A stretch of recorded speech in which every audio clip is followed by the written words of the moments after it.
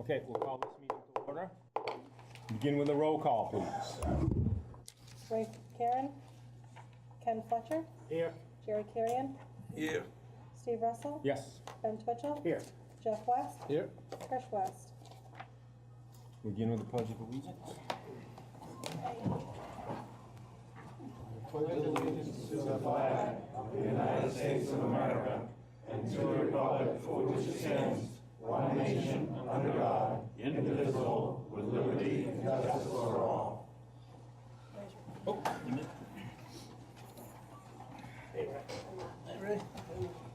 I'll start by asking people to silence or turn off your cell phones, please, if you have them on. And then I'll entertain a motion to approve the minutes of the last meeting. Second. Moved and seconded. Any discussion, omissions, additions?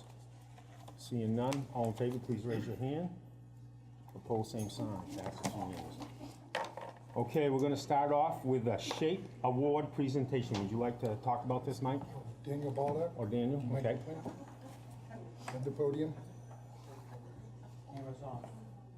Yes. Yes. Good evening. My name is Mike LaPlante. I work for the Workplace Safety and Health Division of Maine Department of Labor. Got my boss, Steve Greeley, the director of the Workplace Safety and Health Division, and both our bosses, Dan Bolduc, who's the head of Maine Bureau of Labor Standards. So the reason we're here tonight is we have a program called SHAPE. It stands for Safety and Health Awards for Public Employers. Excuse me. Give you a little bit of background. We manage a program called SHARP, which is a federal program for federal private employers. So we're not federal OSHA, but we manage that program for them. Our previous administrator, our previous boss years ago, said, look, we manage this program for private employers that are doing a great job with occupational safety and health. And so he started, at that time, Dave Wacker started a program called SHAPE for the public sector. Because we're the ones that show up unannounced and knock on the door and say we're here to inspect. Hugely popular program, and it's just the way it is. But we're going to places that get it. There's something different. There's a potential there. We're interested in protecting people. Some of us are firefighters, so we're interested in protecting firefighters as much as anybody. But we started the SHAPE program. So in order to get into this SHAPE program, it's not easy. Somebody has to apply. They provide 5 years worth of injury logs, which we crunch, and we compare to all the fire department average in the state of Maine for their injuries. You're going to be at or below that injury level. And if that's in good shape, you have a survey that is all your written programs done? Is all your training taken care of? Are your equipment inspections done? Your facility walk? And if all that survey looks good, we come in and we do a wall-to-wall walk through all departments. Hopefully we don't find too much, and if we get to a point where you've got everything corrected, your injury rates were low, we get to come in and we give a SHAPE award out. Most of the time, it's a single department in a town, but lately, it doesn't have to be. I think Winslow is now probably the 10th whole town, as a whole employer, all departments to get into the SHAPE program. And again, we don't give this out lightly. Since 2005, we only have 90 employers in the state, so that's 6 or 7 a year. It's a significant achievement. Before I pass things on, I have, grab one, pass it on, please. So I'm passing out letters signed by the Commissioner of Labor, John Butera, and the bosses on down through, basically just covering some of the things we talk about. But we are here today because the town of Winslow has received this SHAPE status, and as long as you stay in the program, the enforcement people, unless something bad happens, stays away because we know you get it. We know how much work is involved, and so that's what we're here for tonight, is to give the city, it is a city, right, or is it town? Town. Excuse me, town. We do a few of these, so I lose track. So anyway.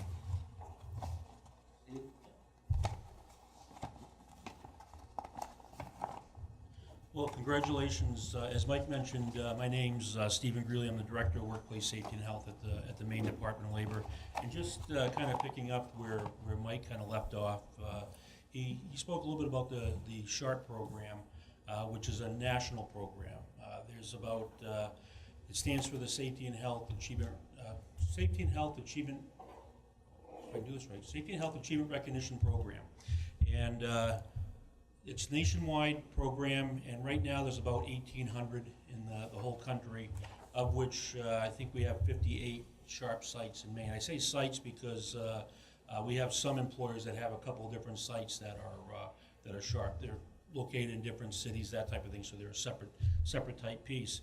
And for probably for about 10 years, it seemed like the SHAPE program was pretty much chasing the SHARP program, because again, you know, we had, when you do the math, think about 1,800 and about 60 of them in the state of Maine. We had our fair share, especially for a small state. And then about 2 years ago, it seemed like SHAPE caught the SHARP program and has kind of blown right by. You know, from the standpoint, as Mike mentioned, I think it's up, you know, close to 90 SHAPE sites now.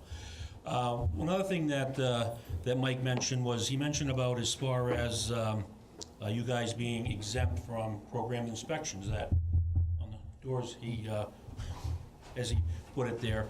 The reason we can do that is because you do have your programs in place. You're not having the injuries. You're working with consultation. You're not the problem. You're the solution. So it's, from an enforcement standpoint, our time can be much better spent at a town that doesn't get it, that is having, you know, injuries, that doesn't have the programs in place, instead of, say, coming into a place like this and finding maybe one or two minor items. So, as Mike mentioned, unless there's a complaint or a serious accident or something like that, you won't hear from enforcement. If they do happen to show up by mistake, tell them your SHAPE, and they'll call back to the office, verify, and they'll leave. But that's one of those things that we do tell towns and stuff, that only do that if you're actually in the program, because it doesn't really work if you're not.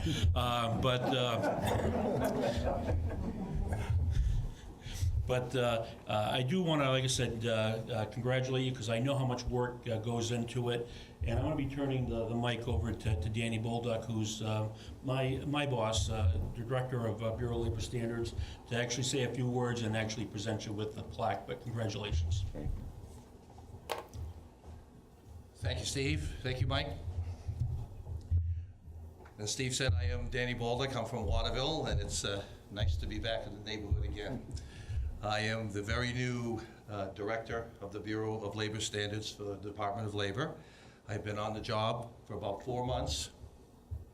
And previously, I was an insurance agency owner at the Higgins and Bolduc Agency in Oakland. And before that, I was a professional hockey player with the Detroit Red Wings. That was good. That was good. This is better. This is better. All of you in the room are to be commended for your efforts to attain SHAPE status. You survived the audits, you made the necessary safety adjustments, and now all of your departments have made the statement that you care about safety, and you made safety a priority. Achieving the SHAPE certification demonstrates a willingness to be a leader in protecting your employees and the general public. A willingness to put your departments out there as a model for success, and a challenge for the other public entities in the state to step it up, get in there, do what you guys are doing. Promoting a culture of safety is infectious. Your departments are being recognized and commended for this impressive commitment. And so, on behalf of Governor Paul LePage, Commissioner John Butera, and the Maine Department of Labor, congratulations for a job well done. The town of Winslow, our newest SHAPE location business.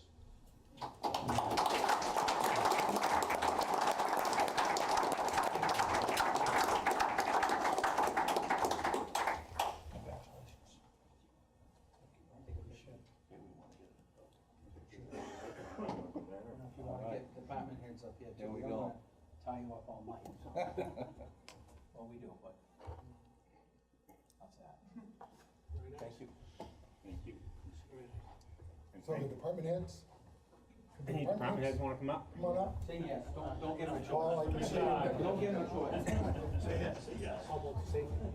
Or the safety committee? Okay, okay. That is. Yeah, I think I would like to add one more thing.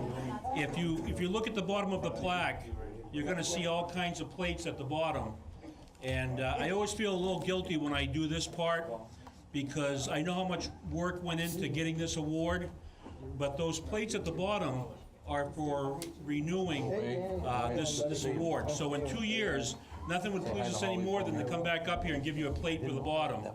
But I always feel a little guilty because I feel like I'm moving the finish line because, you know, congratulations, celebrate tonight, but your work's just beginning because now it's time to, you know, maintain and stay in the program so that we can come back in 2 years. Now, I've left you a card. If you would call Laura Hudson, who's our communications person, she'll work with you to get a press release out. Oh, good. Might as well get some mileage out of this and call MMA. Congratulations. Thank you. Big thank you to our department heads too for us. Any questions before we bail out? Ride safe. Thank you very much. Ride safe. You have a place at Fairfield, right, at the old DOT? We haven't been there for years. You haven't been there for No, we're in years? the old digital plant now. We've got our training facility right down there, which we do training thousands of people a year right out of there, so, thank you. How do I know about the one at Fairfield? I took courses there. There you go, free. Thank you. Thank you.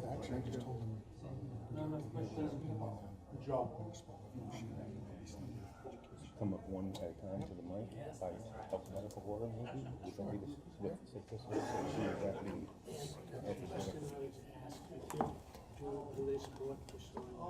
Do we want to ask the questions or do we want to let them speak for a couple minutes each? Just here are the questions we'd like to have you address. Do you support municipal restoration of municipal revenue sharing, 5%, and education of 155? And if you're elected, what will you do to make that happen? You want to make that speech? Get it written down. Well, no, whatever. Okay, the next part of our meeting is to introduce the candidates that are up for election for the state office this fall. And specifically, as a municipal government, we have some specific questions we'd like to have you answer. Mostly pertaining to revenue sharing and restoring it to 5%, and funding education at 55%. And your thoughts on those two programs? And what would you do if elected to help alleviate the fiscal burdens placed on the local communities? And so, I don't know if we should draw lots, who should go first, if we should do it alphabetically, perhaps would be the fairest way to do it. And so, A, B, C, I believe that would be Mr. Searway, is that correct? Right. Yeah. Would go first. Introduce yourself and then give us a couple minutes. Sure. I'm Senator Scott Searway. I represent Winslow, Waterville, Fairfield, Benton, Albion, Clinton, and Unity Township. Because, you know, growing up, I grew up on a farm, and I deputy sheriff for 30 years. I care about our community, and so anyway, I when you talked about revenue sharing, I believe in that we need to have that 5% revenue sharing. In fact, I spoke with Bill Diamond, who was a senator and also was our Secretary of State at one time. Very nice man. And him and I worked closely together. I'm on criminal justice with him on the board. We sit next to each other all the time. So we came up with a bill, and he actually had me co-sponsor it last time, 2 years ago, LD 1227. And so we had put it in, and it failed. So, but we did try. And I've already talked to Bill Diamond, and we're gonna do it again. So we are for revenue sharing, and we've already got that in place. And Bill Diamond believes the way, and I believe too, the way it's set up, you have to get both sides. You can't just say, well, you know, I'm a Republican or I'm a Democrat and say, we're gonna get revenue sharing. You have to get everybody on board, at least 2/3, in order to get it passed, because if the governor vetoes it, it's gotta be able to pass that test. And so we tried to make it so that it would. And what we did is we made it 5% revenue sharing, but we also put it for what it's made for, transportation for roads and bridges. And so we felt if we can say, this is what that money's gonna go for exactly, instead of saying, well, it could go for anything. And that's why most of the time it's knocked down, is because it didn't have any true direction. So I think that we are making the right steps. We just got to get it passed. And we had some pushback from both parties on this last one, because they wanted what we talked about before, and nobody ever gets that done. So I think we do have a chance this coming time, and both of us feel that way. In fact, I've talked to Kathy Netto, and she's going to co-sponsor with me, as well as with Bill Diamond. So we've already got it in plan, and we got it in motion, and it's going to happen. So I think we got a good chance of getting that. As far as education, we looked at, there was a big push on the top 3% of the highest earners to pay for education. That would have made our state the highest tax state in the country. If that's the case, no industry is going to come here. If anybody's in business, they're not going to want to come to Maine if you're the highest tax state in the country. And then where is your jobs? If you don't have industry, you don't have jobs. And if you don't have jobs, who's going to pay the taxes to even get the education?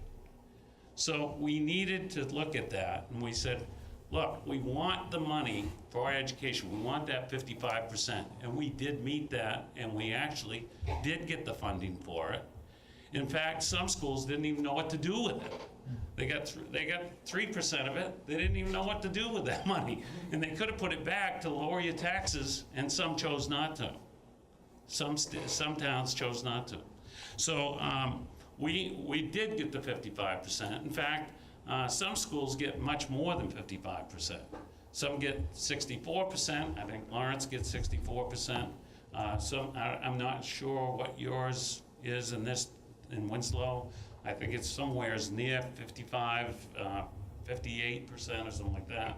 I think I think Waterville's is a little higher. They're pretty high because it goes by a formula. And that formula, if you're in Camden or in certain areas, it is going to be a little lower than 55% because of their structure. So, but we have strived, and we did meet that 55%, and that's our goal to continue that. What was the third one that you wanted to hear? What are your plans for the future to address those two issues with? Well, I think I've been saying that, but my plans is I've talked to Sean Moody and Janet Mills, and I've talked to several other people in education. We've got senators that are in education that do have some foresight how we can maintain that of the amount that we have.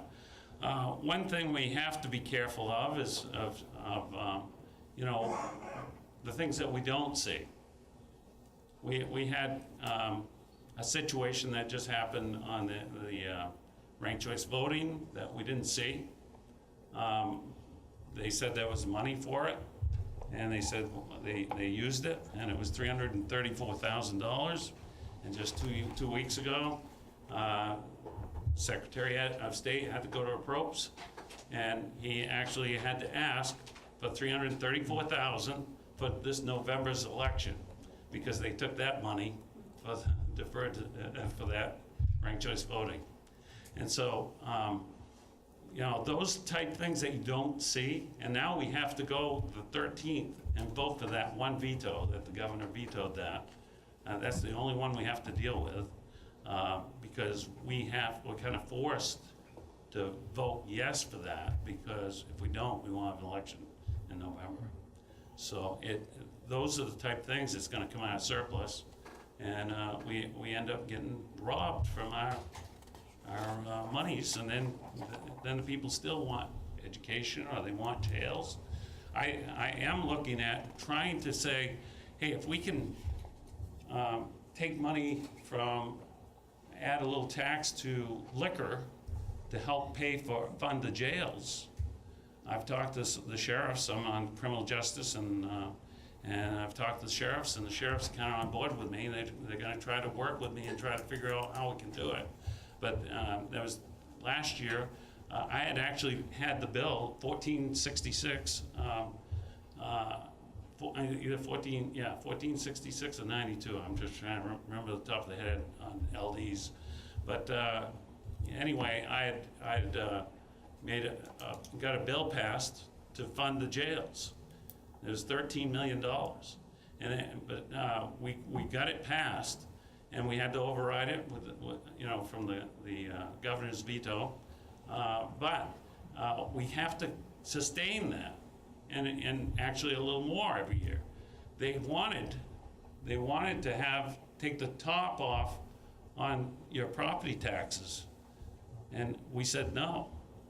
Both Kathy Netto and I strongly said no, and we're not going to do that. We cannot see the people of Winslow or Waterville or Benton, especially people with fixed incomes, to have their property taxes continue to be raised, and they can't afford that, and we know it. And so we fought that, and we made it happen, that they did not raise your property tax by taking the top off and going up above the 3%. And so what we're going to do is we're going to work on trying to pay for that by tax dollars on liquor. And if we can do that, that would even give us more money to go towards education.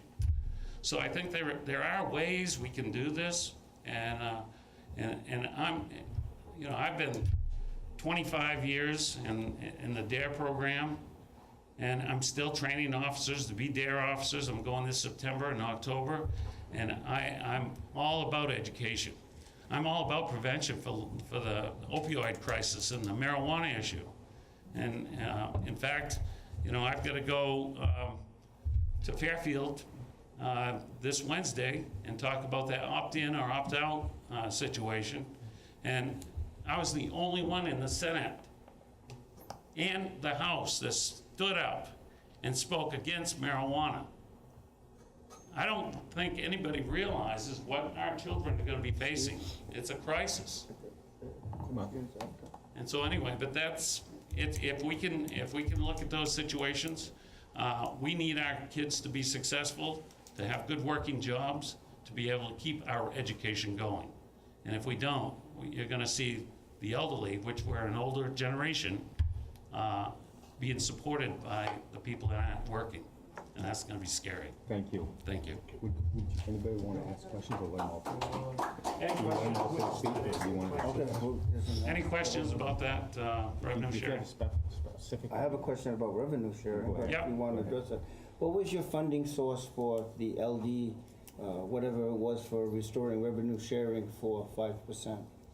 Well, the funding source would be through, one thing we were looking at is that PROPS would figure out where that funding would come, and also where, but there's several different avenues you can take. That wasn't the biggest concern. The biggest concern is just getting it approved. So, because if you take that, we really have other, there's several different sources you can go to get that. Our surplus has been raising up, and I think that if you can take that and your property taxes don't go up, and you've got stronger people that want to come here, you're going to have more industry, more people coming in, and it would bring those taxes up, and it would take care of itself. But if we keep continuing what we're doing, and we keep robbing Peter to pay Paul, and we keep taking You know, if you think you're gonna do it by getting the top 3%, going for the rich, well, we're just gonna make this a poorer state, because they're just not gonna. Well, I'm not saying that, I don't know the revenue source that you Yeah. pick, but how can anybody vote for a bill if there's no revenue source with it? The Then it's revenue uncertain to source, take it. the I mean- revenue source would be through transportation, and then they would figure that, I mean, it's just like transportation, they've got a big amount that they have to put in for, and you have a certain amount, you have like $80 million budget, and then they look at, you know, they'll have a whole list of different bills that's there, and we all have to take what's important and what's not. Do you think revenue sharing would be important? Well, That'd it be is one for of the us. top of the It is for list, us, right? because we have to raise property tax. Exactly, so they're if we gonna don't look have at that revenue as sharing. one of the more important ones. And appropriations has to pick and choose from that amount. Did your co-sponsor bill, did it ever go to vote in the legislature or the Senate? It got killed by the Democrats, believe it or not, in the committee. I would have that hard time to So, believe that. I know, You know. and I did too, and so did Bill Diamond. He was floored. But he thinks that because this coming new session, that we can approach it in a different way, and he thinks that we can get it passed. And I'll tell you, Bill Diamond, of anybody, he'd be a good governor. I'd vote for him in a minute. He's the type guy who's common sense, nice man, and I believe that, you know, him and I work closely together, and I think we can make it happen. Did you have a question, Jerry? Yes. You said that the funding for revenue sharing would come through transportation. Are you talking about It goes, the highway fund? no, it would be for your town, not for the state properties. That revenue sharing would be specifically for fixing your roads and whatever. But it would take that money and direct it where it's gotta go. And that's what we're trying to do. We're trying to get it so that it goes to where it should. And it's more of a saleable tool than it is saying that revenue sharing's a broad structure of where all the money's, that money's gonna go. And there's so many disagreements of where it would go, nobody ever gets it done. But if you get it for your roads and bridges and stuff, for your town roads, then guess what? You can take whatever money you was using for that, put it elsewhere. You know, so you're gonna get that money from the state. You still can use the other monies for other areas, and it's still gonna do the same thing. It's not gonna hurt you. It's gonna help you. Well, how do you then match federal funds? What's that? How would we match federal funds, not as a town, but as a state on transportation? Because somewhere's in there, we won't have the money to do that, and we're gonna lose. Well, so far, I'll tell you, Senator Collins done a great job on transportation. He's done a great job, and he said that he's gonna help whoever becomes chair the next time, and he has a good insight on transportation. I'll tell you, if anybody knows about transportation, Senator Collins knows about it. And he's a good man, and so I think that it's not gonna hurt your federal funds. I think you You meant know, she. I don't know a lot about the system, and I haven't studied it all, but it sounds like you're taking the existing money that we get for our roads and bridges and just proportionately saying now that's part of revenue sharing. That's not, is that true or not, Scott? I guess I don't understand it. It sounds like the No, not the transportation state, fund. roads, Those funds you're revenue giving us, money sharing we is get, for your town. and now you're saying that that's part of revenue sharing. It's not? We don't get any additional money, or we would get additional money You through would get additional money. That through revenue a sharing liquor is for your- tax? A liquor tax, is that? The liquor tax would be for the jail. Oh, okay. So that hopefully that would take care of the jail. I think the issue. original intent of revenue sharing was to share 5% of the revenues generated with the Right. local communities to help Sales and income. Help your sales and income tax. 5% of sales and income tax. You don't have to go anywhere else to get them. It's there. Take the first 5% and return it back to the communities. Right, And so there's no searching for the money, it's already there. right. So it certainly would help you. Yeah. Okay, anybody else have a question? If not, we'll move on to the next candidate. Mr. Thank Chair, you very does much. the residents get a chance to weigh in? At this point, let's go through the 4 candidates if we could, and then maybe we'll revisit it. How's that sound? I'd like to get the 4 candidates out of the way so they each have a chance to speak. Will they remain so they can speak to you? I think they probably will. You're a voter, a registered voter in this district, so I think they're going to speak to you. I'll stick around. I know one that may not. That's why I asked. Okay. Thank you. So Karen, I think you would be next if I know the alphabet. Thank you, Mr. Russell, for the opportunity to speak tonight. Mr. Hefner for sending out the invitation to all of us, members of the Town Council. Thank you for inviting me. I'm Karen Kusiak. I live in Fairfield. I'm running for the Senate District 16, which includes Waterville, Winslow, Fairfield, all of the towns in the MSAD 49 school district.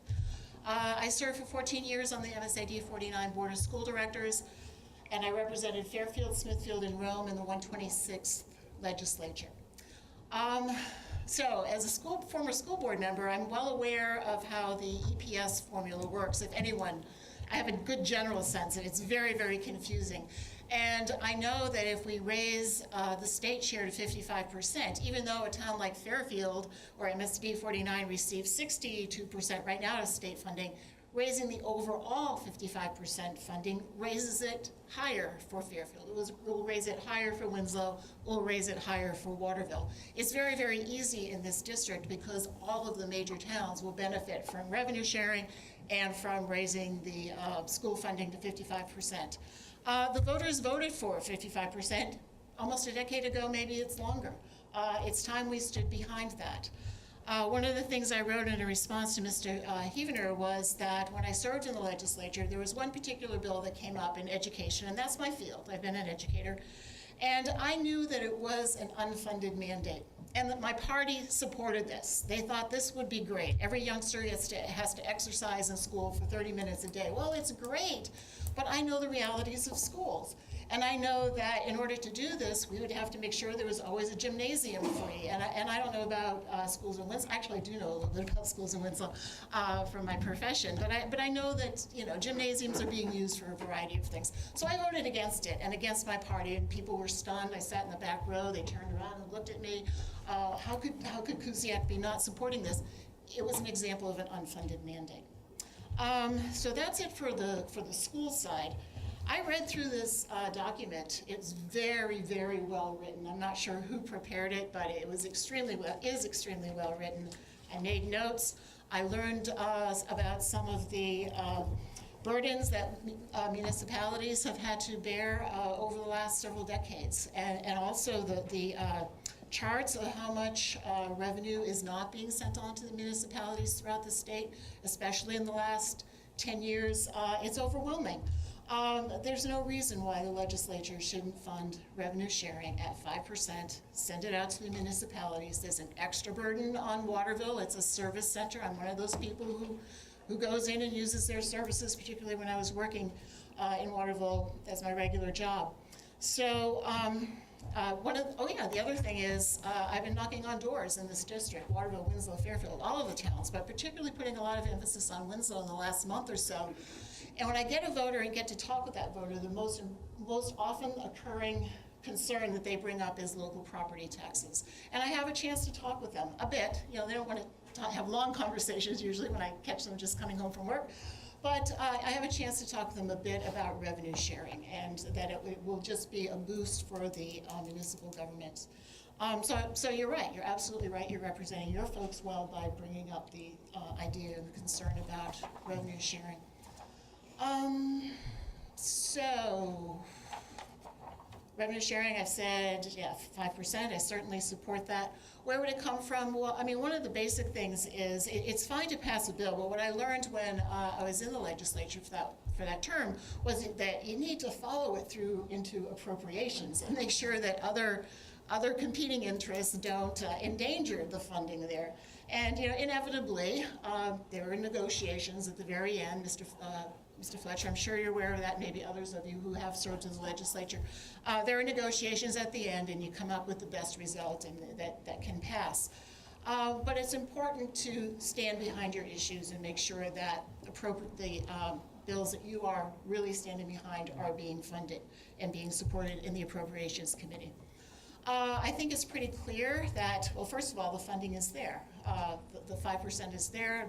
The revenues that have been coming in from state and sales taxes have been increasing the last few years with the, slight recovery in the economy. The money is there. Another thing I think we can look at is restoring some of the tax cuts, restoring the tax structures that we had a few years ago, which was funding the government, state government, and allowing it to send money on to the municipalities.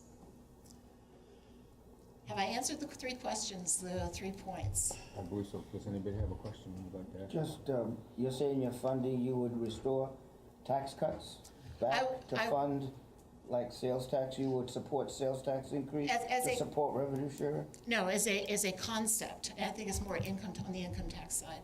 As a concept, the current administration came in and cut taxes particularly for the wealthier folks. I also stood behind the question for school funding, the 3% for school funding. I supported that. I worked for the passage of that. So that, if we were to implement that and could implement that, that would also help with the school funding piece.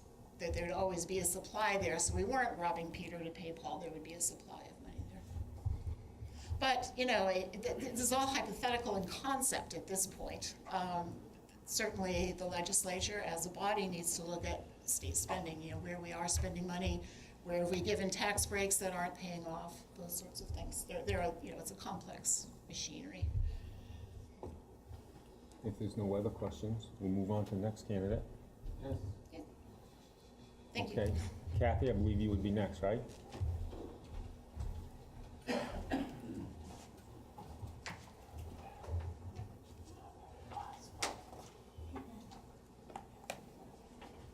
So what I'm passing out right now is the legislation that Bill Diamond tried to pass last time to restore the 5%.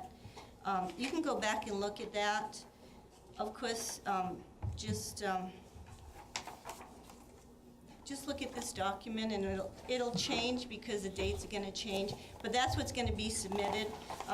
Just note the people that sign it. It's all senators, and one of the senators was absolutely Scott COA that signed that 5%. So I have great assurances that he will do it again so that we can restore that 5%. Municipal revenue sharing comes from 2 sources, and we have this funding source already: income tax and sales tax.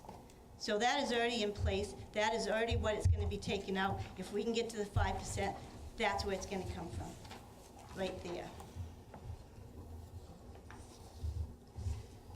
So if we can restore that to 5%, you're looking at a projected, and this is projected, this isn't set in stone, because as you know, through budget reasons, it's never set in stone. But if we can get to the 5%, then you will be receiving $930,000. And that would be a really good thing for the town of Winslow. If we do the 2% again, you'll get $372,000, which we can get to this. I have been, along with Senator COA, we've been in touch with Bill Diamond, and he has already put that in. I have a competing measure in to raise, instead of 5%, to go to 7%. I don't know what kind of traction I'm going to get on it, but I know for one thing, we are really committed to get to the 5%. And a lot of senators and a lot of representatives who have towns the same size as we do are committed to do that. I will be, if elected, I will be signing on. I've already talked to Bill Diamond. Senator COA is already signing on. We've talked to Senator Diamond. So that's where we're at. Any questions? Education funding. Education funding. Your education funding right now, as of today's figure, you're at 59%. So I know you want to get to the 55%, but actually the figures that were given to me today, Winslow's receiving 59%. That's what I got through the education. No, I couldn't, Mr. Chairman. I think Karen made the point or maybe it was Scott made the point, was that that's 55% of the total state, and each town will vary a little bit. So the real objective, I always thought, was to get 55% for the entire state Statewide, as a whole. And then each town, based on the EPS funding formula, will receive more or less, depending on your tax base, a whole group of things. And the last number I heard was we were about 50%. So the real question is, how are we gonna get from 50% to 55%, which will be a significant amount of money for the towns? That's the question. But Winslow is at 59%, and the only thing that a person can do down there is if their town is not getting to the 55%, then they're the ones that need to advocate for this. No town is guaranteed 55%. What we're saying is the whole state is guaranteed 5% of the whole. Yeah. And then depending on EPS, some get more than 55, some get less, depending upon their property values, enrollment, things of that nature. But the statewide, it should be 55%. And that was passed by the voters, I think, over 10 years ago. Right. To fund education at 55%. And I believe the 5% revenue sharing was passed by the voters in the 70s, if I'm not mistaken. It was a long time ago that it was 5%. And I know it's been a long time since we've had 5%. And every year we haven't got it, we're down $1 million in our property taxes as a round figure. And that's probably 6 to 8 years. We've lost $1 million in revenue every year as a community. We're not gonna stop fighting for this, but, I mean, realistically, we're doing better than other towns are doing, but we can do better. Of course we can do better, and we're always gonna fight for that, and it's not gonna change. This is what we do. A little bit at a time, we're reaching our goals. I know we can do better, and we will do better, but we need to do it as a unit. I don't point fingers, so I'm not gonna say, but it has been a stumbling block. And I think that this race will decide, the governor's race will decide how we go in the future. That's all I have to say about that. Well, what concerns us, I think, and maybe I shouldn't speak editorial, but we're the ones that send out the property tax bills, and we're the ones that get the phone calls when the people receive it. And we've been handcuffed for, I think both of you are incumbents for several years, and I don't think there's been one budget passed with 5% revenue sharing while you two have been in office. That's just a guess, I'm not sure when it was. And I believe that has to do with the guy at the top too. So I believe I'm not that's- blaming one party, you're both from separate parties, I'm not blaming one thing of the legislature, both from two different branches of the legislature. There's 3 branches, there's 2 parties, and all share equally in the blame of our property tax. That the pressure that's been put on the local property So, taxes. There's no Senator question about Siri that. made a comment about the county tax and the cap on the county tax. Now, we were able to get on the same page with that and know that if we raise that cap, they didn't want to raise the cap, they wanted to do away with the cap, period, on the county tax. We struggled a lot and we fought a lot, and we got some allies, and we were able to keep that cap in place. Or you would be looking at a different scenario. You wouldn't be saying, well, we could do better for the school, we could do better for that. You'd be saying, what happened, and why didn't you fight for this cap? And we did fight for this cap, and we kept it in place. So you could say, we didn't do anything while we've been in office, which isn't quite true, because you know that. But what we have done is we made sure that nobody got to fool around with the cap. And that wasn't easy because everybody wants to fool around with the cap. Now, if you have a 3% cap, that is something that you can budget for. But if they did away with that cap and had no cap and had no other number in there, they could raise that cap, the county tax, as much as they wanted to. And then your budget would be a disaster. So that we have fought really hard as a legislature to keep in place. Thank you. So, You know, if I could, Mr. Chairman, I've got a comment to make at the end, so I would like to hear from the last person. Sure, okay. A more specific I've one. got a question. I'm probably gonna have to end up there in a minute myself, but the voters voted for the 5% revenue share. And all of a sudden, we're not getting the 5% revenue share. We're still putting the same sales tax, actually more, sales tax and income tax and all that in as we did before. We aren't. The state general fund has expanded every year. We were supposed to get 5% of that every year. There's surplus every year, but we don't see it back on the local side as far as, like in a revenue share. And you talk about the school funding at 59%, I thought it was around 49 myself. But where the money's still coming in to the state, somewhere along the line, there's 2 or 3 governors ago, they started taking out of revenue sharing. Never did make sense to me why they took it out of revenue sharing, because that's, like Ken put down on this paper, if the revenue sharing and funded K-12 education at 55% level, the property tax rate in Winslow would be reduced to 15.8 rather than 17.94. And that would reduce the median household property tax by $312 a year. We have a lot of senior citizens in Winslow that are having trouble paying the tax. So have you started your campaign speech then? This way I don't have to get up. You have to get up to the mic when it's your turn. So I'm not really sure there's a question in there. Yeah, well- But I believe Do you have a that specific question, Jerry? we deserve that 5%. Yeah. And we fought very hard because the current administration wanted to zero it out, if you remember right. And we got enough votes to get it back to 2. Now, that's the legislature. That is all that the legislature as a whole would come back to. So we got 2 back.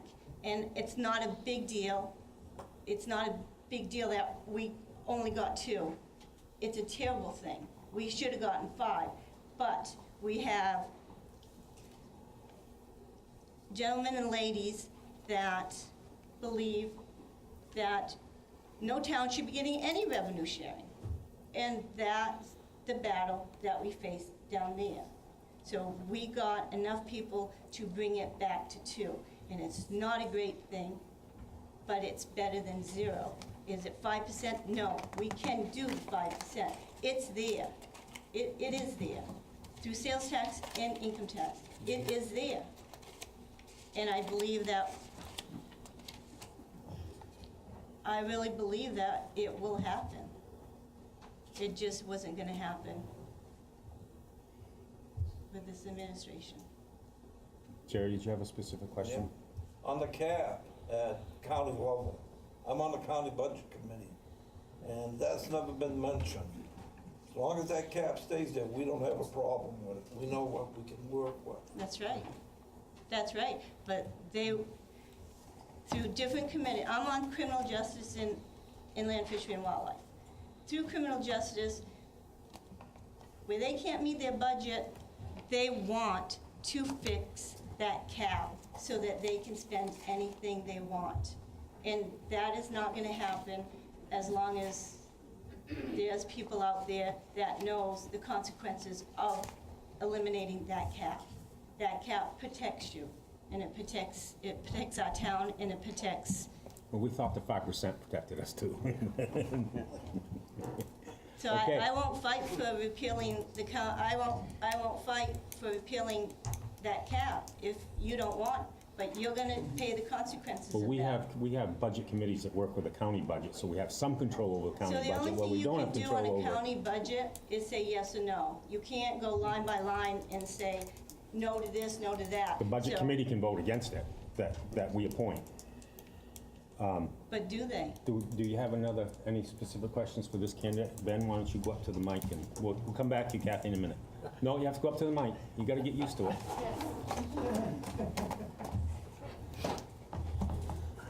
I'm Ben Butchell, I'm a town councilor, as you can see right here, District 2, and I'm one of the people, I'm running for 78 for the House of Representatives. I still have a problem with this revenue sharing thing. I have ever since they started dropping it from 5%. Because we suffer here trying to put our budget together every year. I've done this for 6 years. And if we don't have that monies, just like this last year, we went from 16.7, I believe it is, up to 17.9. And that was due to the schools. Okay, now we've got another school thing coming up in another year or so with a bond. And that's gonna drive it another over 1%, and over 1 mil. We can't keep doing it this way. And personally myself, I don't see how you could vote for a budget at the state level without having it rose up to the 5%. The school funding, I still don't understand the whole thing, because it's a formula that they play with. But school funding, we need that here. Okay, and if I get in there, I will never vote for a budget at the state level that does not bring revenue sharing back to us. Any questions for me? No, Joe. So you just made a commitment, Ben? I did. If I heard that right? You did. That you won't vote for a budget that doesn't include a 5%? That is correct. Okay, thank you. That's what I want to hear. Jerry, don't do this to me. How about a budget that, 55% for the school? I still don't understand that. I still don't totally understand that. Because I hear one thing from Ken at 49, I hear one thing over here at 59 or 58%. I still don't understand that. You can make a formula to come out with however you want it. I still don't think we're getting the 55% funding that they designed, that the people voted for back when. I'd have to look at that. I'm not that sure of that. But the revenue sharing, no. Any further questions for Ben? If not, I do have a comment, Mr. Chairman. Yes, As go ahead. a general statement, I really appreciate you folks coming in and getting grilled and standing up and committing to stuff. I had the good fortune of being in the legislature for 8 years, and I understand the dynamics. So it's not as easy as we'd like to make it. The one thing I do want to say, though, I think the MMA's book, that analysis is pretty straightforward. There's not a lot of gray area. The legislature and the executive branch have consciously and deliberately cut revenue sharing. The reason they cut it is because it's easier for them to balance a budget. It's easier to then claim that we've got additional rainy day funds and we got a surplus. And if you start tracking the dollars, you can see where those dollars came from. It came directly, in my opinion, from the cut in revenue sharing, which left more money at the state level and sent less money back to the local government. 55% education, that's a complicated thing, but it really isn't. It's 55% of essential program and services, statewide. And then every town, based on student population and a group of factors, determines what they should be spending, the essential program and services. When that was first put in, the local share taxes was 6.7 mils. This last budget, the legislature approved it to go up to 8.3. right. So by playing with the formula, it's intentionally pushing more back onto property taxes. Now, I think there's a question that when we elect people, they are there to do the best they can and get good information. And I think the facts are there, and I think it's time for the legislature to own up and not play around with it, be honest. Fund it at 55%. That's easy to calculate. Bring it back to 5%. And the only way that's going to happen is to have representatives and senators that say, I will not approve a budget that doesn't make that a priority. If you leave it to appropriations, when it's easy to push it back to property taxes, that's what's going to happen. And the proof is in the pudding. That's what's happened for 8 years. So So I would just ask each of you to say, look, here, if you really want to do something about property tax relief, these are two direct things that will make a difference. It's not smoke and mirrors, it's real. So that's my editorial comment, and thank you very much for coming in. I apologize for not allowing you to speak.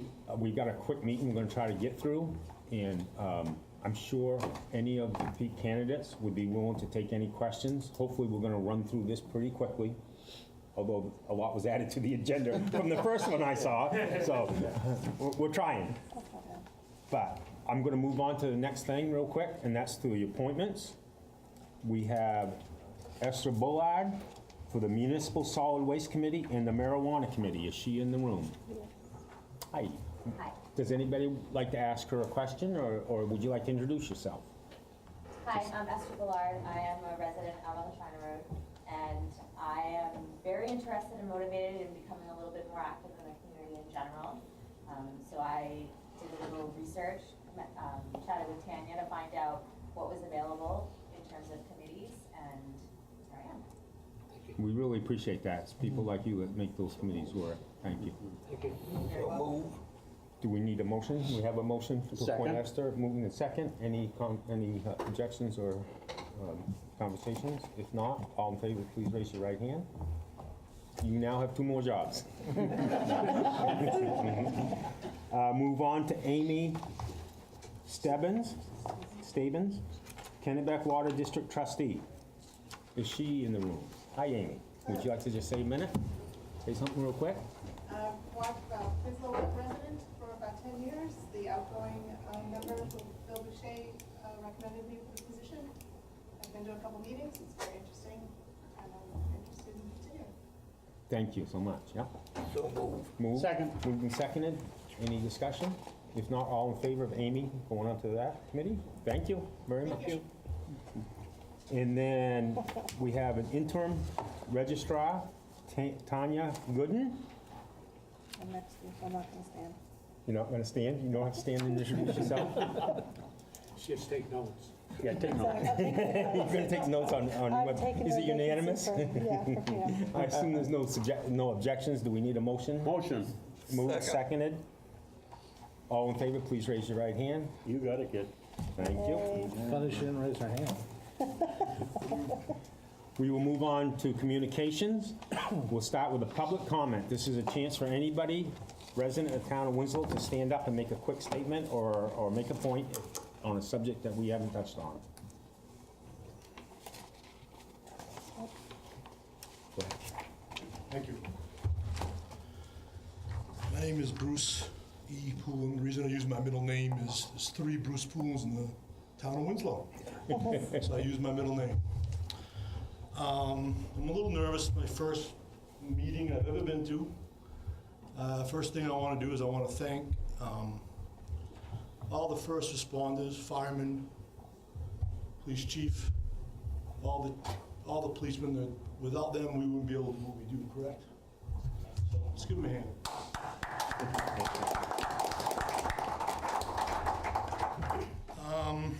I've lived in Maine most of my life, 55 years old.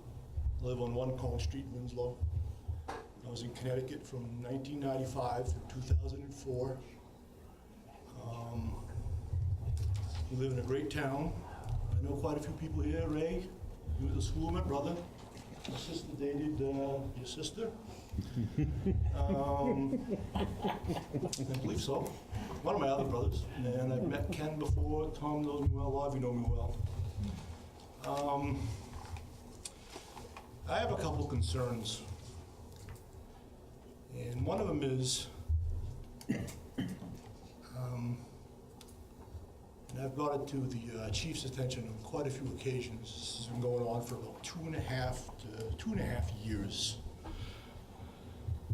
Where I live, there's a neighbor that has 3 dogs, and they're very vicious. And they bark all times of the morning. They wake me. I had over 100 videos of them barking, growling, whatever. I had an accident about 3 weeks ago, sitting on a railing. The railing fell, cracked a couple ribs, big knot in my head. I had to go to the hospital. I passed out for 5 seconds. Had to be rushed to the hospital. My phone fell, won't even turn on, so I lost everything.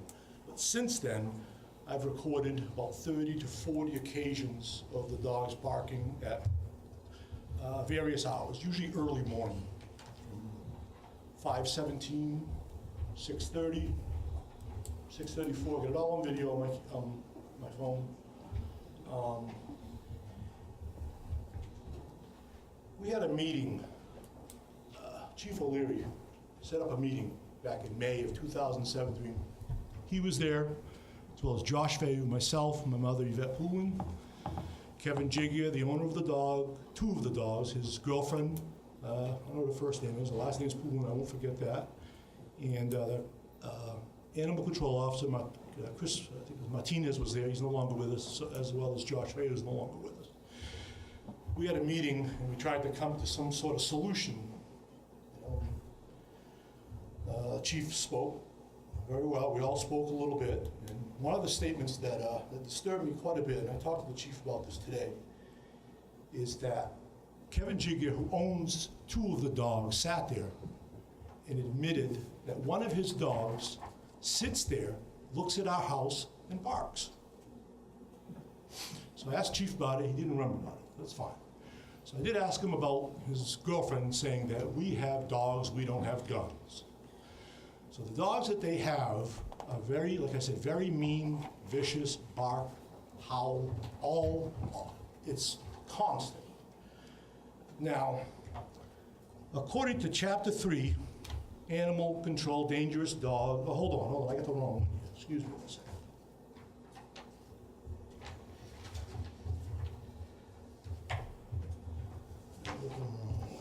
Okay, dogs constituting a nuisance. In Chapter 3, Article 1, Section A, it says, action constituting a nuisance.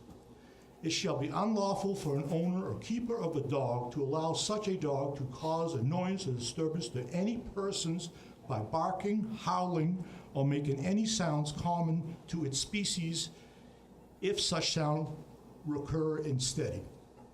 Rapid succession for 5 minutes. That's something that Chief put in there. There was an ordinance he updated on, I think it was 10 of 2017, he updated that.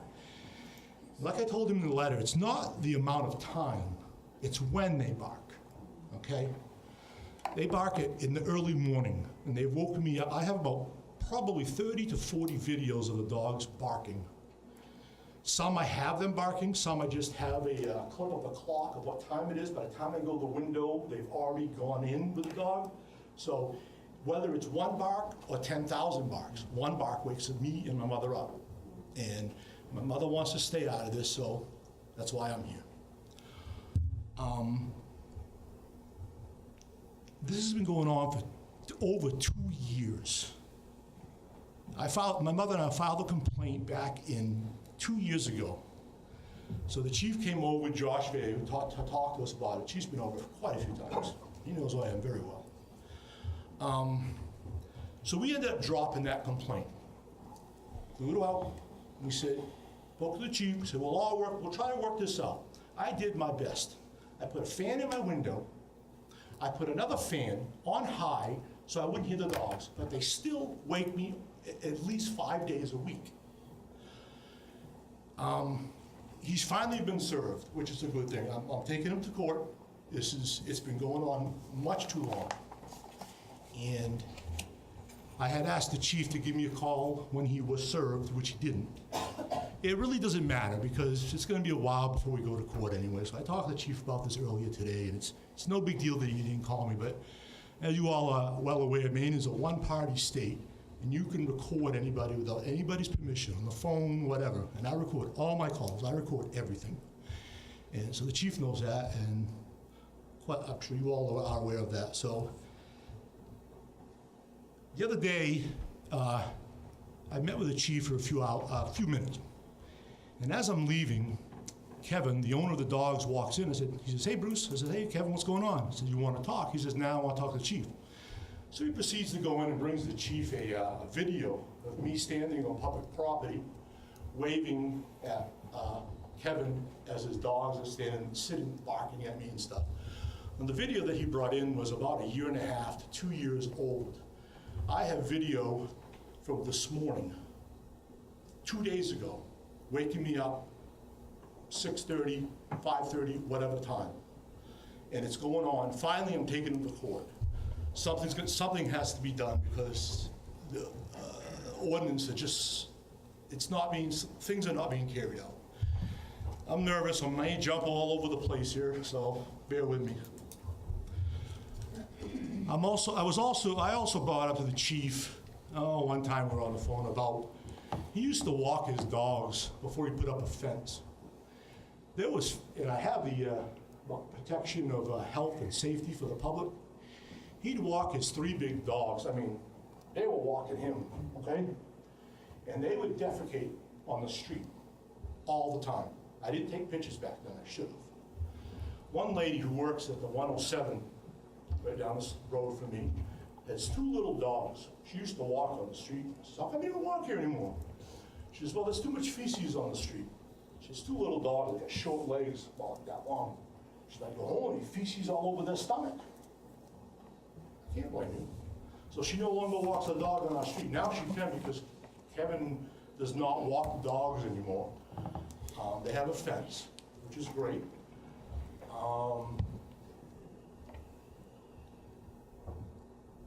These dogs are dangerous. If one of these dogs would get loose, somebody would get hurt. I know it. They're vicious, they're mean. God forbid that one of them gets loose and attacks somebody because whoever they attack is going to be hurt. I'm gravely concerned about that, and so is my mother. Like I said, my mother wants to stay out of it. She's 83 years old, she's done her time. Now, I want to make sure that these dogs, so when we go to court, I'm going to bring this up, but I want to make sure they're all vaccinated. I don't know if they are, that he has insurance up to about $300,000 per dog, I believe it is. Can I ask you a question? Certainly. I hate to do this, but we sometimes have to put a time limit. Okay, no problem. Is there any way you could submit this in writing, write a one-page Sure. thing? Can I bring up one more quick thing real quick? Yep, real quick, Okay. yep. I also have a concern with another neighbor of mine. He has 6 to 8 cats. Now, according to, this says Companion Animal Care Center, a residence where one cares for companion animals for an owner between the hours of 5 a.m. and 9 p.m. in one's home dwelling unit or in the building structure, blah, blah, blah. Keeping companions outside during the period from 6:01 p.m. through 5:59 a.m. shall be prohibited. He obviously hasn't read this. I have pictures on the phone, fecal matter in my driveway, my mother's driveway, I should say, on the lawn. They come into our garage. I caught one today, it was in the garage. I got video of it. I don't know if they defecated or urinated in the garage. So I may have to serve him as well. I have papers to serve him, and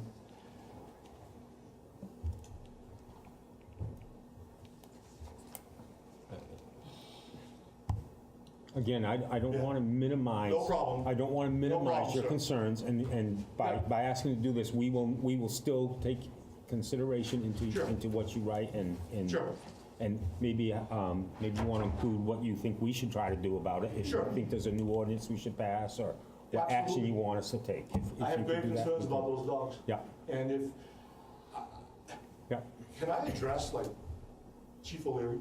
Can I address somebody? No, I don't think we should do that at this Okay. time. He'd be willing to meet with you, I'm sure, at some Okay. point in time, but. I'll address you guys. hate to- I've met with him on several occasions. And I sent him a letter a while back. If I can find it, just please give me a minute. I sent him a letter a while back, just thanking him for his services. He gave me a copy of the police report and went on and on. One of the last things he says, and I quote, "I'm basically sick of the whole situation," end of quote. Then he went on to say, he needed time for his life. And I wrote, join the club. This has been affecting me for 2.5 years now. And I'm just curious how many officers has gone over there to actually investigate what's going on in the last 2.5 years. I bet you I can count on less than one hand. So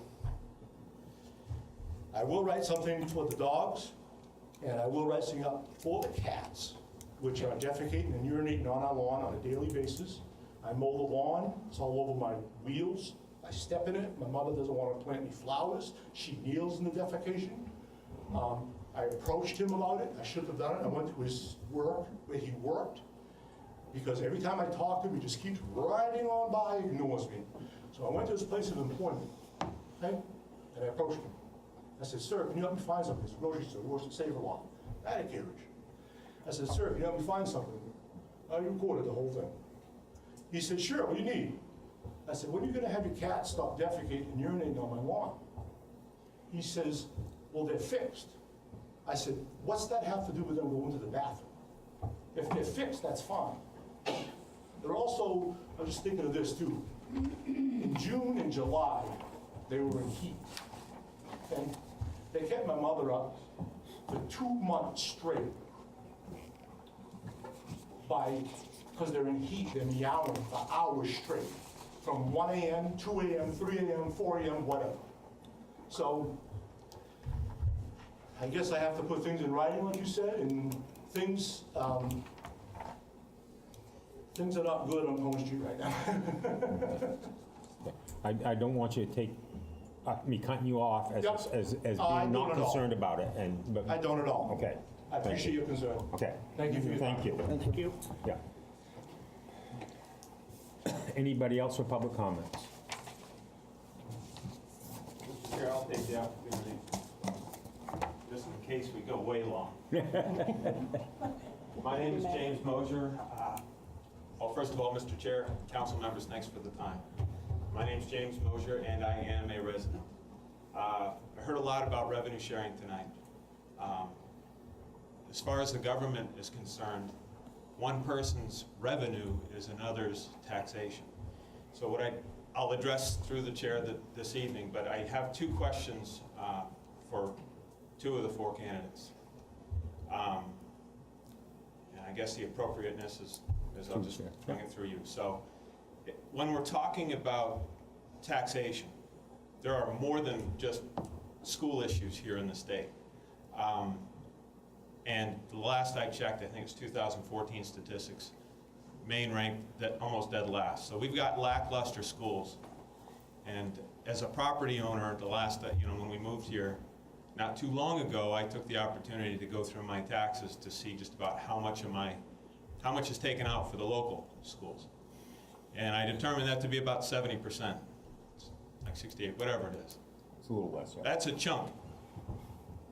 So when we look at taxation, there's another issue in the state involving immigration.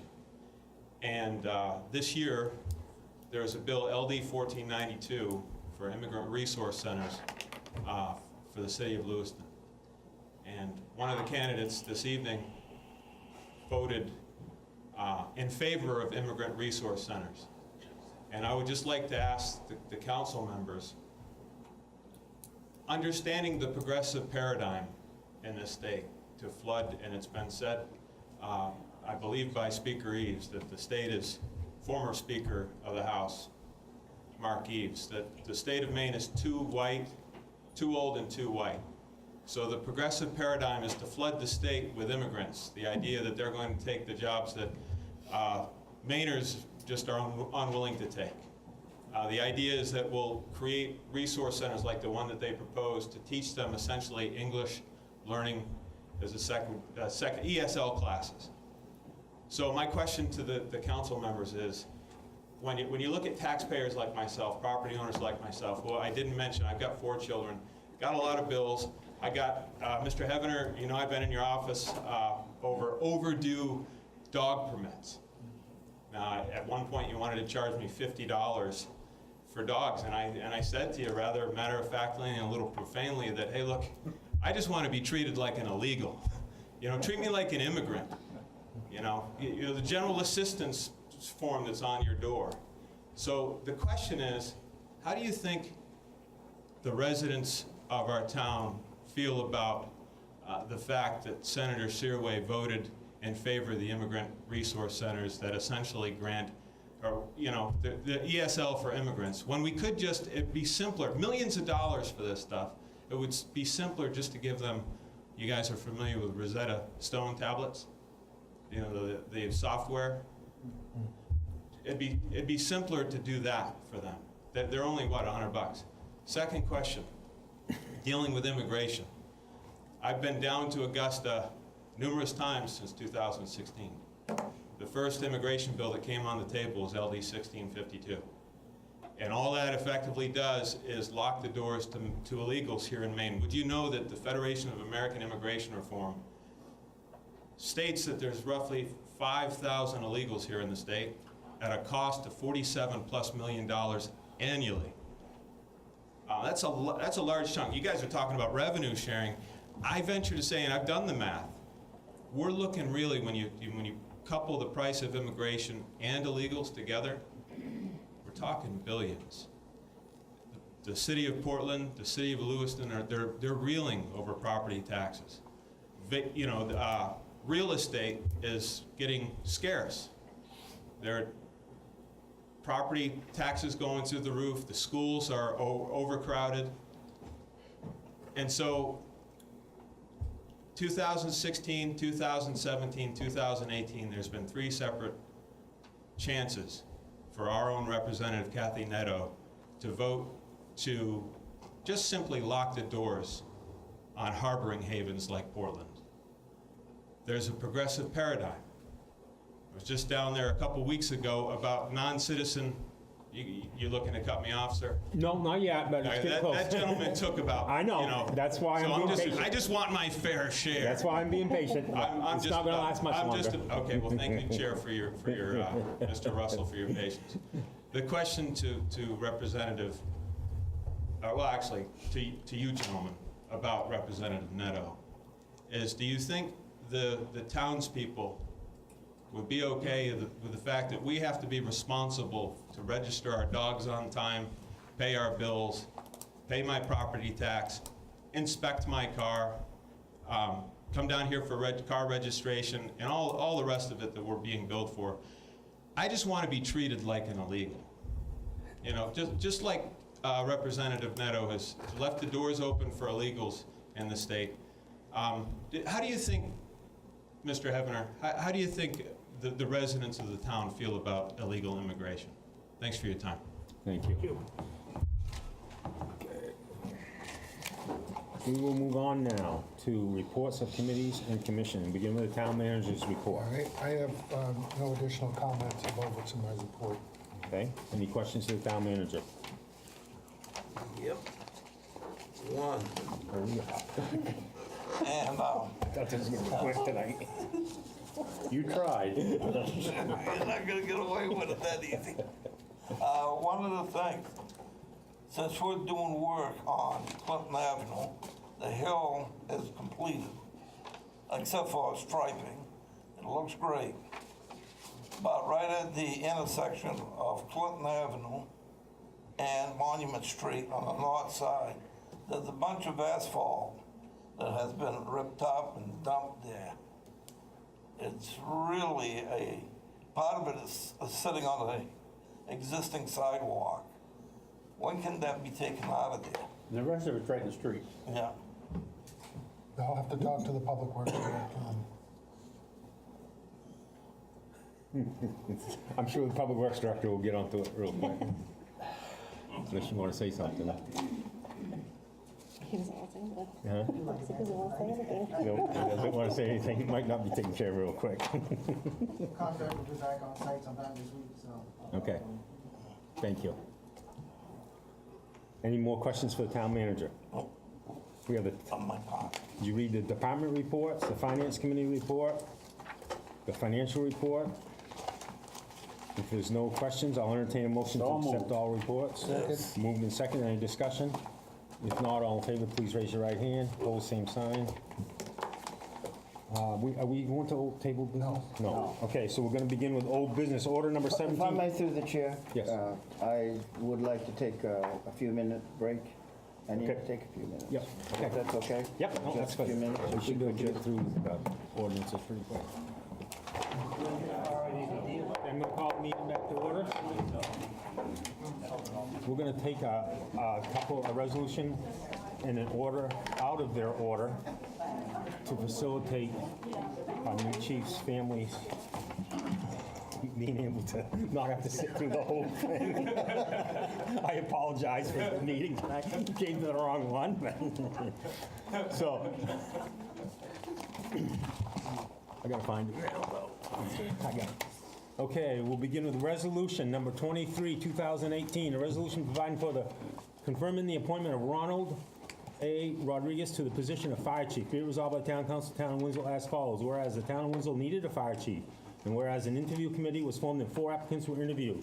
Whereas Ronald A. Rodriguez was identified by the committee as a competent and highly qualified candidate, and whereas the town manager received a positive feedback in regard to Ronald A. Rodriguez's previous work performance, and whereas the town manager has appointed Ronald A. Rodriguez to the position of fire chief effective September 17, 2018, was subject to the confirmation of the Town Council. Now, therefore, be it resolved by the Town Council, Town of Winslow, that the appointment of Ronald A. Rodriguez to the position of fire chief effective September 17, 2018, hereby be confirmed. What is your pleasure? So moved. Second. Moved and seconded. Any discussion? It's just welcome aboard. We're a great community. You and your family here, we hope we make you welcome. Thank you for the phone call on Friday. I really appreciate, on Saturday, on Sunday, whatever it was. I really appreciate it. It was just great. I know I've heard a lot of great things. The committee did a great job, and I think that, anything that we can do with you and your family, we would be glad to make you as welcome as possible in the town of Winslow. Thank you. Yeah. Any further discussion? Yes. Yes, question. Since your last name is Rodriguez, and we're in mostly a French community. We're in trouble. When I say my R's. No, but welcome community to the town of immigrants. Winslow. Thank you. And we will try to They must enjoy it by him, what they say. Thank you very much. Appreciate it. Welcome. If there's no further discussion, we'll have a show of hands on resolution number 23. All in favor? All opposed? Passes unanimous. Welcome aboard. Thank you very much.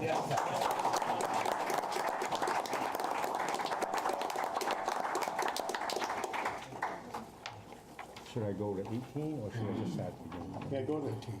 Okay, now I'm going to take order number 18. An order providing for authorization of the town manager to sign an employment contract with Ronald A. Rodriguez, hereafter called the chief, to perform the services of fire chief. Be it ordered by the Town Council, Town of Winslow as follows.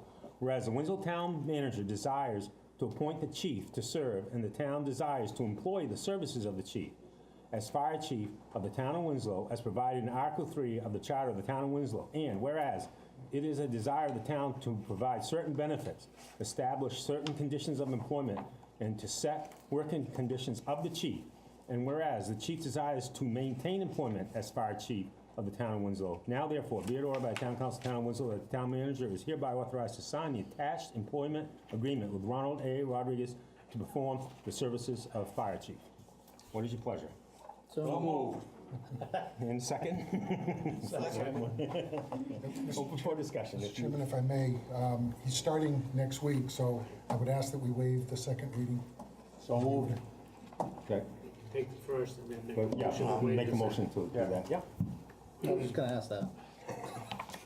Any further discussion? If not, we'll have a roll call vote. Ken Fletcher. Yes. Ray Karen. Yes. Jeff West. Yes. Jerry Kirian. Yes, Ben Twitchell. Yes. Steve Russell. Yes. and I make a motion that we waive the second reading. So moved. Moved and seconded to waive the second reading of order number 18, 2018. Any discussion? If not, we'll have a roll call vote. Ken Fletcher. Yes. Ray Karen. Yes. Jeff West. Yes. Jerry Kurian. Yes. Ben Twitchell. Yes. Steve Russell. Yes. Welcome aboard.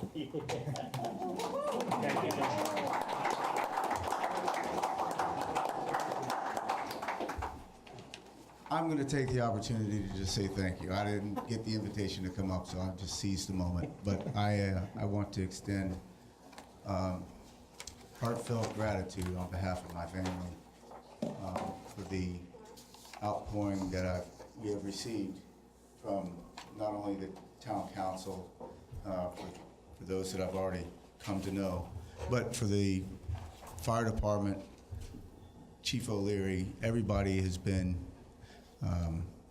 more than gracious to us.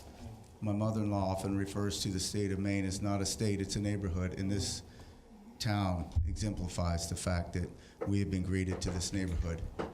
We look forward to serving the community and the citizens here, and I just want to say thank you. I appreciate it. Thank you. Thank you.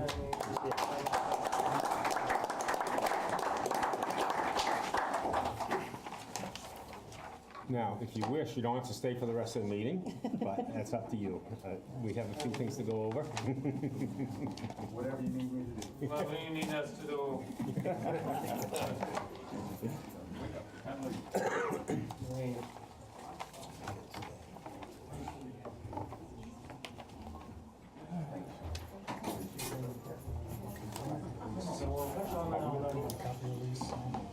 Yeah, let's do that. Old business.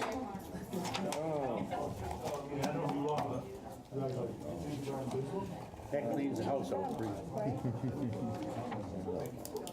They see the agenda. Okay, under old business, order number 17, 2018, providing for the authorization of the town manager to sign a 60-month municipal lease purchase agreement with the Androscoggin Bank for 6 copiers at a total cost, P&I, of $45,861.73. So moved. Moved and seconded. Any discussion?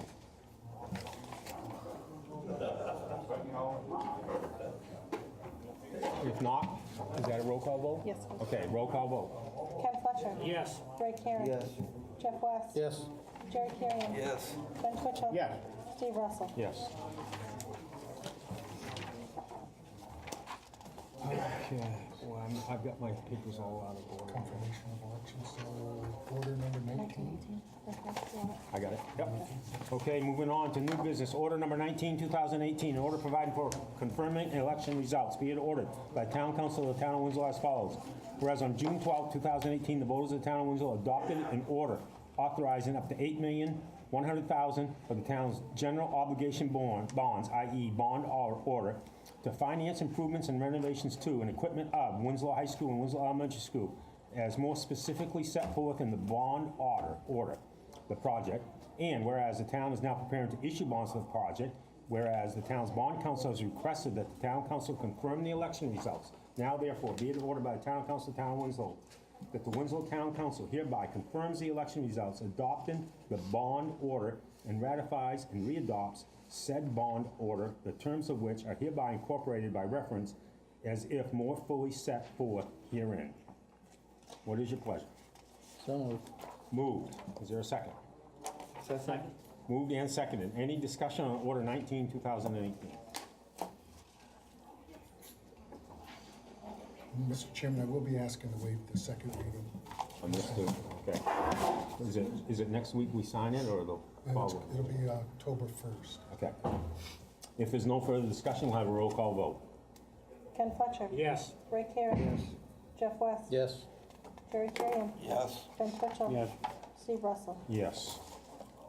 Make a motion, we forego second reading. It's been moved. Is there a second? I'll second. Moved and seconded to forego the second reading. Any discussion? And the reason we're doing this, Mr. Chairman, if I could, is just to match that timeline as to when you go to the bond gets issued and so forth. Thank you. If there's no further discussion, we'll have a roll call vote on the waiving the second reading. Ken Fletcher. Yes. Ray Karen. Yes. Jeff West. Yes. Jerry Kurian. Yes. Ben Twitchell. Yes. Steve Russell. Yes. Resolution 24, 2018, a resolution providing for confirming the appointment of Tanya Gooden to the position of an interim town clerk. Be resolved, the Town Council of the Town of Winslow as follows. Whereas the Town of Winslow is in need of an interim town clerk, and whereas the town manager has appointed Tanya Gooden to the position of interim town clerk effective September 7th, 2018, which is subject to the confirmation of the Town Council. Now therefore be resolved, Town Council of the Town of Winslow to appoint Tanya Gooden to the position of interim town clerk. So moved. Second.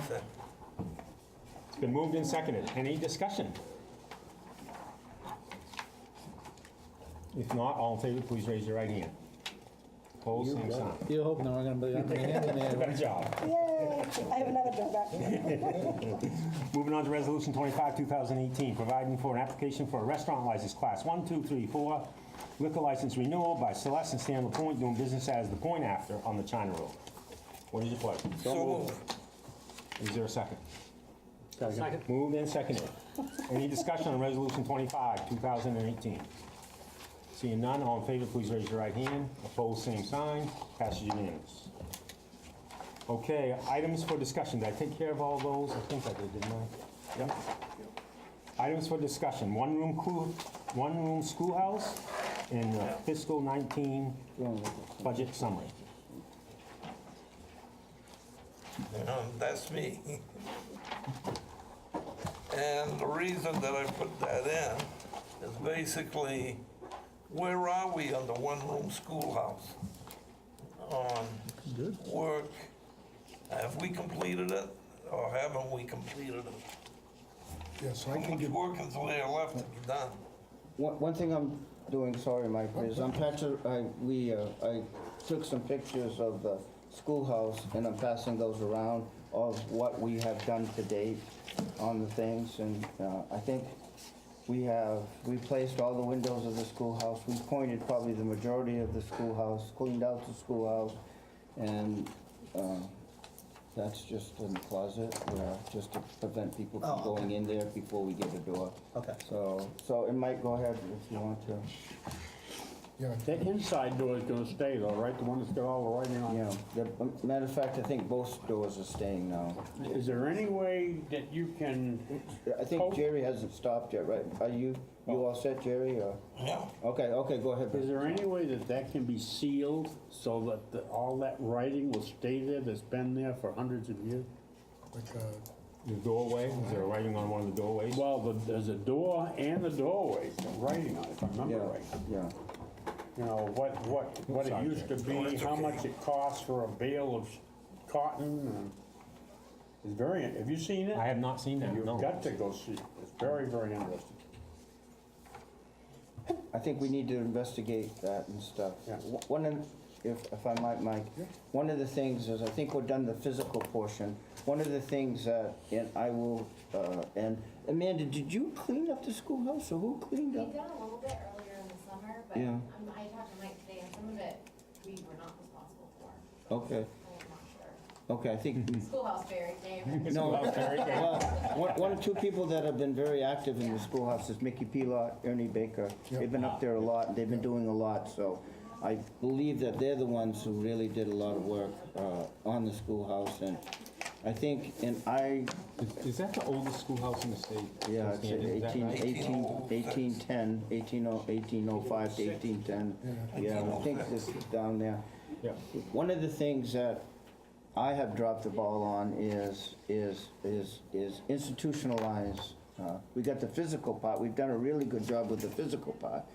And Mike, maybe you can comment on the amount of money taxpayer-wise we have done to this date. yep, so we've done 10,379 in improvements. We received 5,400 in donations. So for the taxpayers, we've spent 4,979. We do have some additional work to do, like cap the ridge boards. Yeah. We've got to do that. We've got to repair some of the wooden trim, but we've got volunteers who have volunteered to do a lot of that work. Has it been Does that any, fall under your realm? has there been any increased use in it? Wasn't the classes in the elementary school going to take kids out there and stuff like that? And this is where we've got the physical part Yeah. done, And now we have to institutionalize the programming as part of a yearly basis in the fall and spring. And that is where, you know, we have not done the work that we have said we were going to do. We've really done a good job on the physical portion, but I think now we need to up our game. And now that we have it physically there and up to speed where it's safe and very, very cosmetically well, we need to go to that next step. We need to do that, you know, for the spring period. That's one of the things we really need to concentrate on. I talked to Amanda a little bit about it, and, you know, we really, I need to step up my act, and we need to do that. Do we own enough land there to make space to park a bus? Yes. Yes, yeah, right along the just side, that's barely. what they used to do, they used to back the bus right in beside the school. Yeah, we do if we back it in and even forward it in, but you know you gotta back it out, so it's easy to back in. Yeah. You can fit 2 buses there, you know, so if you had to. I noticed in your pictures, Ray, that they put some new benches in. Those look nice. Go ahead, Ken. Yeah, that's kind of the question, you know, when I saw it on the agenda, I said, you know, I'll go out and see. There is no driveway there. No. You know, you drive across the lawn, and it's really a question. If we're gonna utilize this and have school kids or people there, do we need to think about actually making a driveway and a hammerhead? Because I don't think it's safe to back out on. No, it isn't. You know, I mean, you know, there's gotta be some way to maneuver, maybe not for a bus, because that might be too big, but at least. Well, no, a bus you could back in, which wouldn't be a problem, but I just wonder if we should somehow coordinate with Public Works, maybe to have, you know, a 2-bus wide driveway put there. Just, you know, gravel. Yep, gravel. It's not like we have to buy the gravel, I think we have plenty of shit. I know we don't own I think you land might. toward that that house would be where nice. we took the tree down, Yeah. but we own up above there with the house, right? With the Yeah. school? Because, you know, I'm not an expert, but it just did not feel safe. Good point, in and out. You know, Maybe to we could pull even get- in, to pull in, Yeah. and then you gotta back out. Yeah. I mean, we Back got, in and drive I on, wonder if we could whatever. talk Steve Martin into donating some of his labor, because he's right on the Taylor Road right now, he can dig that up in a heartbeat. Any further discussion on the schoolhouse? One of the things is that on the national register? It's on the Natural Registry of Historic Places by the Maine Historic Preservation Commission. I have all the well, you have all, we all have the documentation. Is there a plaque out there that says that? No, there isn't, but we could, I'm sure look into getting one. Those windows look nice. Yeah. If I might through the chair? Sure. What I would like to see is a committee form of educators, of the rec department, and members of the community and town council for utilization and meet during this fall and winter period for using that into the spring. And I would recommend that the town council authorize the forming of a committee for utilization for and safety, as Ken and Jeff pointed out, so that when we do use it, we can make recommendations to the council, you know, before the snow, maybe before the snow falls, or at least make a plan in place for the spring to make it safe and when we do utilize it in the springtime. Do we have to have a formal formation of, I can just call and people on it. If anybody's interested in serving on that committee, please get in touch with me. Yes. And just to add to that, that's right in town, so I don't think we'd have a problem of giving a heads up to the police department when we were gonna have buses and people in there doing what we're gonna do, okay? To have somebody over there to make sure everything was safe. One of the things that's happening, obviously, is Vassalboro, at some point in time in the relatively near future, is gonna be putting down the sewer line on that side of the street.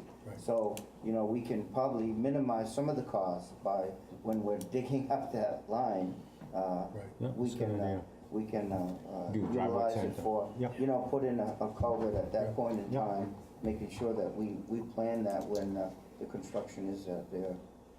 Good point.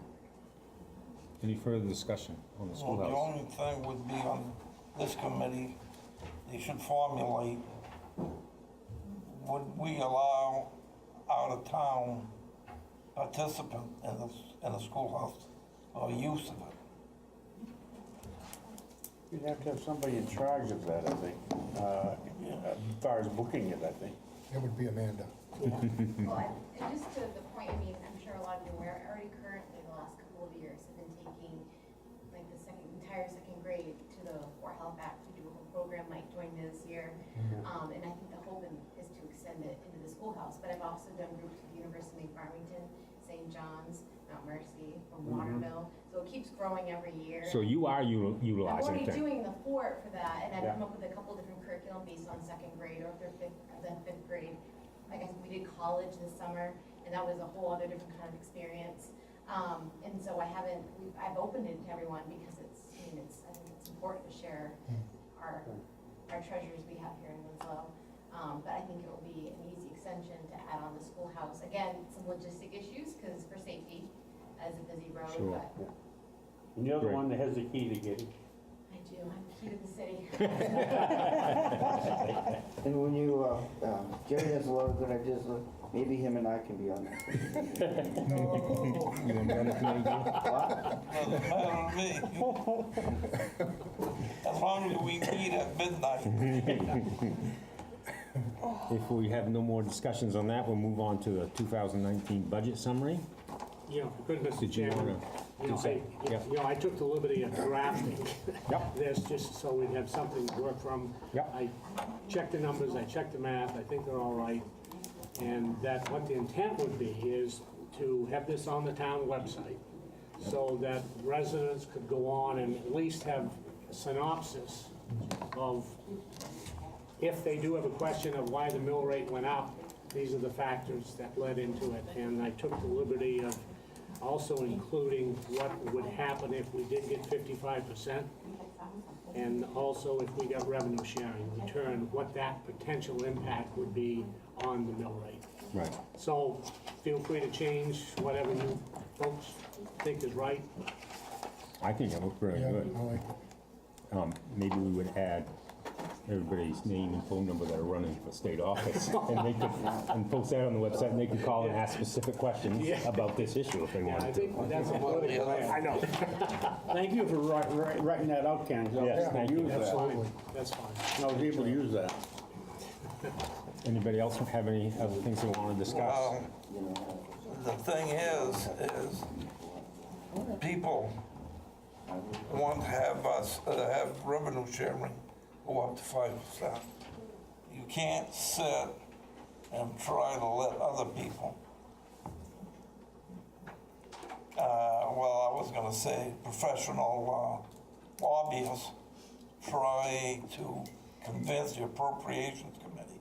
You got, as an individual, all of us should be there knocking at their door and testifying. If you get 500, 100, 400, 600 people, that will really swing their votes. Yeah, you know, if I could, I thought that paper that the MMA did, I mean, my Exactly. goodness. I would think every community, 486 towns and cities in the state of Maine, would all be saying, okay, these are the facts. Black and white, right there. Black and white, it's not smoke and mirrors, and every one of their reps, and when that comes to appropriations, there should be a strong turnout from the communities. I think, if my numbers are right, we went, I think, 8 years without raising our mill rate, and we've raised it the last 2 years. And what we've raised it is what we would have had if the revenue sharing was at 5%. That's right. We would not have had a mill rate increase the last 2 years. Yep. You'll be down in the 15s. Yep. No. No, we would have spent it back. There should be two bills. Well, One we're of it, down without the bond. one of it would be the bill that would say, hey, we'd like to have 5%. Then they're gonna have to appropriate the money for revenue sharing. So you wanna be at both hearings. Yep. Okay, thank Mr. you. Chairman, Just if I- go ahead. Go ahead. You want to say something? Yeah, no, I just want to, Maine Municipal Annual Meeting is coming up, and every year we designate one or two people to attend the annual meeting and to vote. So that would be Jerry. Jerry's going this year. Okay. So with the Is council, there a cost to that? No, oh, yes, I can Yes. tear up through town. Okay, I so if I usually wanted to go go, by- you would, because I would thought about going. Yep. And that's what I was concerned about, was registering and paying and all that, whether or not the town paid. yeah, the town Just go in and covers- see her. Okay. Okay. I gotta look at the dates So- again in the program, make sure. But, yeah. Third and fourth. Okay. So if the council's okay with it, I'll put down Jerry as a voting, and if Steve I signs could up. just, yeah, I would just Steve go. is a Yeah. secondary. Alternate, Yeah. maybe if Jerry's not there one day or Yeah. something, yeah. Unless it- Thank you. That's all. Steve, have you ever been? I have, early on, it's been several years since I've gone, yeah. It's very interesting. Yeah, it is, yeah. Is everybody done? Make We have motion papers to adjourn. sign? Second. Moved and seconded to adjourn. All in favor?